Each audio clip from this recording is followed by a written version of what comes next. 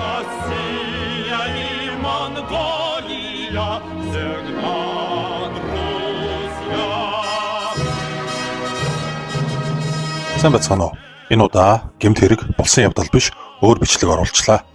Оросын YouTube бичлэгүүд хальт үзэж явж байгаад энэхүү Монголын тухай бичлэг сонирхол татлаа л да. Учир нь Монгол улсын талаар Орос нэвтрүүлгүүд бүгдээрээ л мэдэж байгаа дөө. Ихэнх нь ер нь бол мяалсан, доош нь хийсэн агуулгатай байдаг. Харин энэ Орос нэвтрүүлэг Монголын талаар муулсан зөвлөгүй, харин ч байгаа байдлыг боддоор бас цаагаараа дажгүй шүү гэж магтсан агуулгатай байлаа. Миний хувьд баг анх удаа Орос нэвтрүүлэг Монголыг эрэг талаас нь харуулсныг үзээд та бүхэнтэйгээ хуваалцахаар шийдэн орчуулан хүргэж байна. Гиснээс энэ Орос YouTube сувг Путиний засаглалыг эсэргүүцдэг санагдсан. Завг бичлэгийг ямар нэгэн найруулга засваргүйгээр орчуулсныг маань хүлээн авна уу.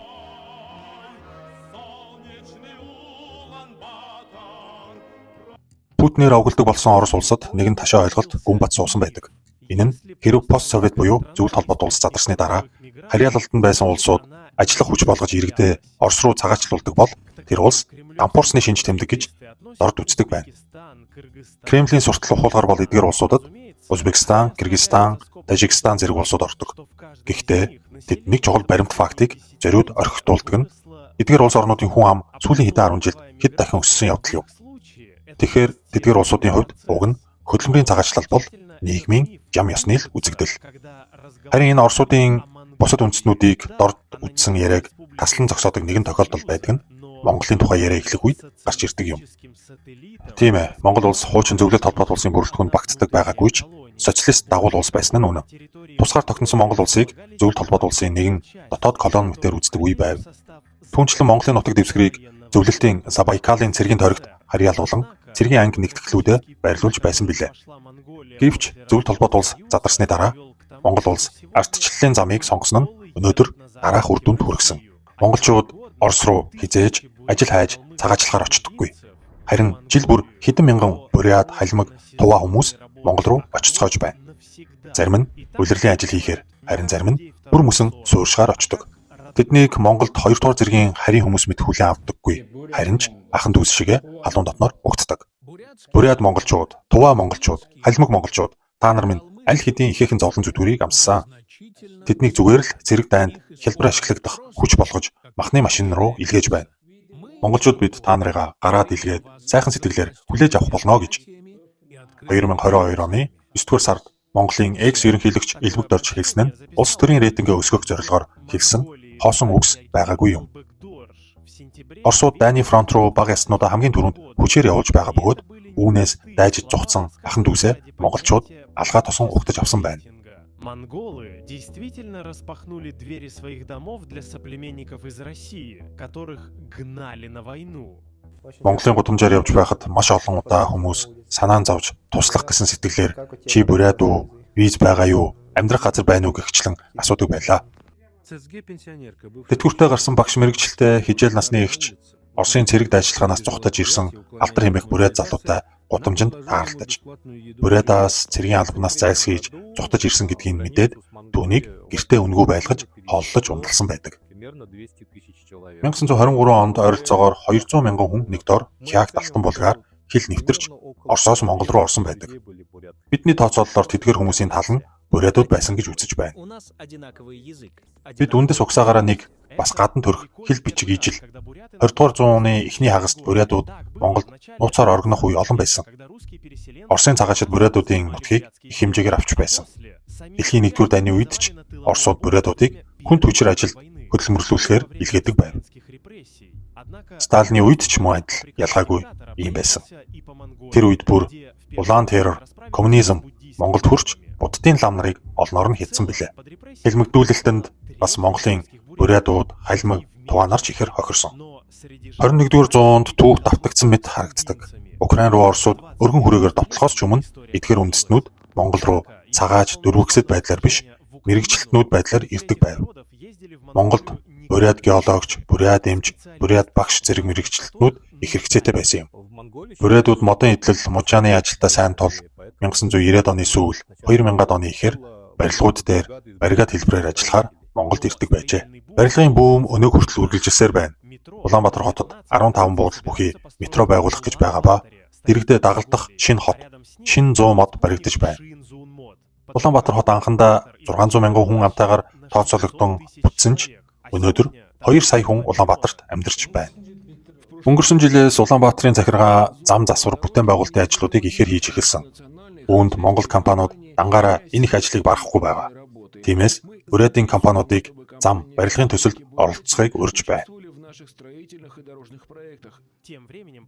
Урядын хувьд хамгийн том барилга 3,000 ялтныг хорих шоронгийн төсөл байсан ч цар тахал мөнгөний хомсдлоос болоод зогссон гэж Урядын республикийн тэргүүн Алексей Цыденовга гонигтаагаар хэлжээ. Путин хэмээх мэрэгэн удирдагчийн доор Бурят, Дампуурч, үйлдвэрүүд нь хаагдаж бизнес эрхлэх боломжгүй болж байна. Бурят нь Оросын хамгийн ядуу бүс нутагт багтаж, ядуугаараа 7 дугаар байрт орж байна. Халимаг дуваач ялгаагүй. Ядуугаараа их дээгүүрт ордог.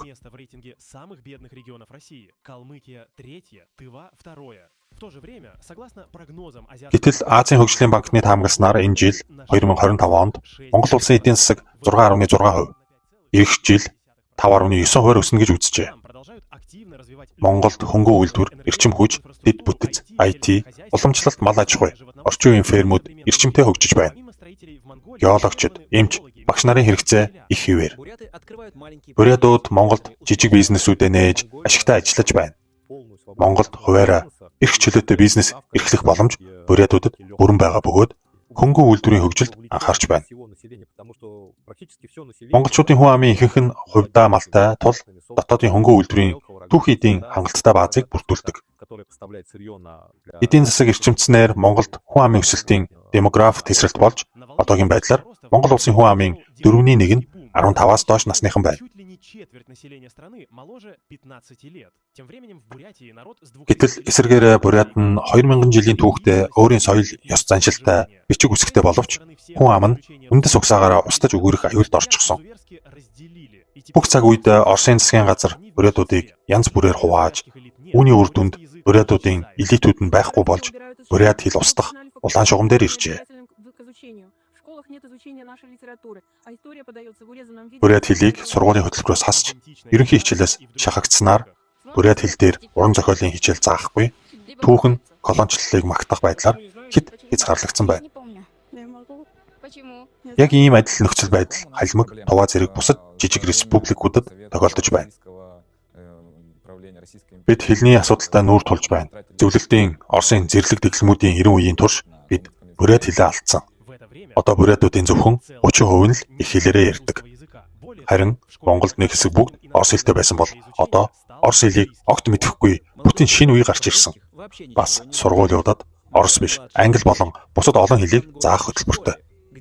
Миний баг охин Монгол сургуульд явж тэнд англи хятад хэл сурч байна. Бусад хуваачууд ч хүүхдүүдээ Монгол руу суралцуулахаар илгээдэг. Өмнө нь хүмүүс Красноярск, Новосибирск руу явдаг байсан бол одоо байдал өөрчлөгдөж Монгол явдаг болсон. Тэнд эмнэлгийн үйлчилгээ сайтай Улаанбаатарт олон ч хүмүүс байр авцгаасан. Хүүхдүүдэд тэнд сургуульд оруулж боловсрал олгодог болсон. Мөн монголчууд зөвлөлт холбоот улс СССР-ийн үлдэгдэл дүрс баримлыг устгаж байна. Жишээ нь Улаанбаатар дахь Ленины хөшөө, Сталины хөшөө зэрэг социализмын удирдагчдын дүрсүүдийг бүгдийг нь буулгасан. Харин Бурятын нийслэлд дэлхийн хамгийн том Ленины толгойн баримл одоо хүртэл байсаар байна. Бид хотын гол талбайд болох зөвлөлтийн талбай дээр байна. Энэ талбайд Ленины хөшөө байгаа.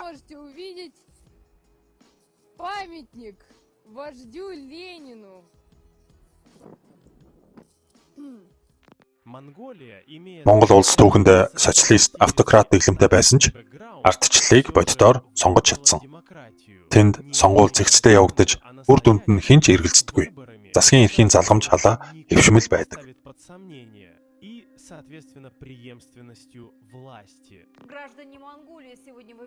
Өнөөдөр Монголд ерөнхийлөгчийн сонгуул явагдаж байна. Тэнд 3 нэр дэвшигч оролцож байна. Урьдчилсан дүнгээр хинж 50%-аас их санал авсангүй.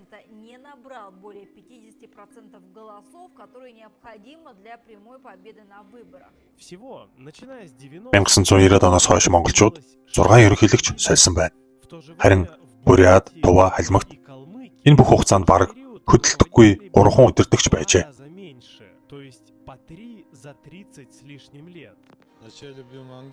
Би Монголын юунд нь илүү дуртай вэ гэвэл тэд эрх чөлөөтэй, бие даасан, хараат бус. Өөр нэгэн давуу тал бол жагсаал цуглаан. Монголчууд жагсаал цуглаан зохион байгуулж эсэргүүцлээ чөлөөтэй илэрхийлж болдог. Хинч тэднийг баривчлан 15 хоногоор хордоггүй. Төр засаг нь иргэдийнхээ дуу хоолойг анхааралтай сонсдог.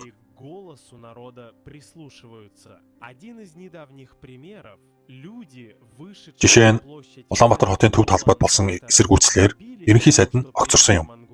Учир нь иргэдийн амьдрал санхүү хангалттай бус байхад төрийн өндөр албан тушаалтны хүү хэд тансаг амьдралтай байсан учраас олон нийт бухимдаж уралцаажээ.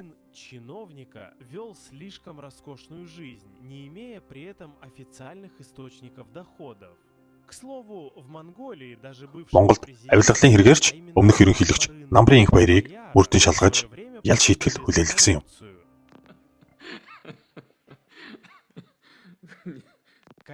Мэдээж Монголд бүх зүйл төгс биш. Гэхдээ хоёр хүчирхэг импери улсын завсар оршдгийн хувьд их бага асуудлууд байгаа. Монголын удирдлагын гол бодлого нь ямар ч нөхцөлд хөрш, Орос, Хятад хоёрыг уурлуулахгүй, асуудал үүсгэхгүй байхад чиглэсэн. Өнгөрсөн жил бүх дэлхийн анхаарлыг Монгол руу татсан нэг зүйл болсон. Путин Монголд айлчилсан явдал юм. Олон улсын эрүүгийн шүүхээс гаргасан шийдвэрээр бол Путин Монголд баригдах ёстой байсан ч ийм зүйл болоогүй. Айлчлал дуусаад Путин өөрийнхөө бункерт орсны дараа л Монголын эрх баригчид тэнцвэртэй байдал төвийг сагсан бодлого гэдгээр баривчлаагүй шалтгаанаа тайлбарласан. Хэрв Орос түлшний нийлүүлэлтэд зогсоож, эрчим хүч, цахилгааны нийлүүлэлтэд бууруулахад Монголын төр засаг огт хил ам гаргахгүй ч байж болох юм. Нэмж хэлэхэд одоогийн ерөнхийлөгч Ухнагийн хүрэлцэх бол олон талаараа Путин шиг зан авиртай юм шиг байгаа. Путинтай адилхан танкч жолоодод онгоцоорч нисээд гэхдээ хүрэлцэх цэрэг армийн хүн гэхэд цэргийн салбартаа төдийлөн хөрөнгө оруулалт хийгээгүй.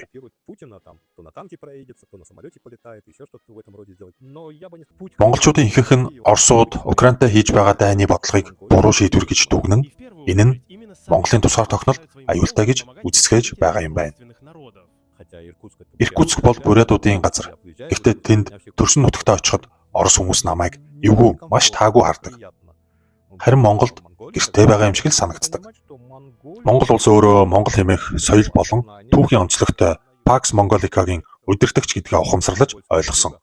Ядаж л де-факто төвшөнд. Монголын төв телевизийн суугаар Монгол түмний мэнд гэдэг нэртэй нэвтрүүлэг цацагддаг. Энэ нь Монгол үндэстнүүдийн мэндчилгээг суудахтай. Уг нэвтрүүлэгт аймагаас ирсэн хүмүүсээс гадна Халимаг, Тува, Бурят, Дээд монголчууд, Цинхай, Шинжаанаас хүртэл төлөөлөгчд оролцдог.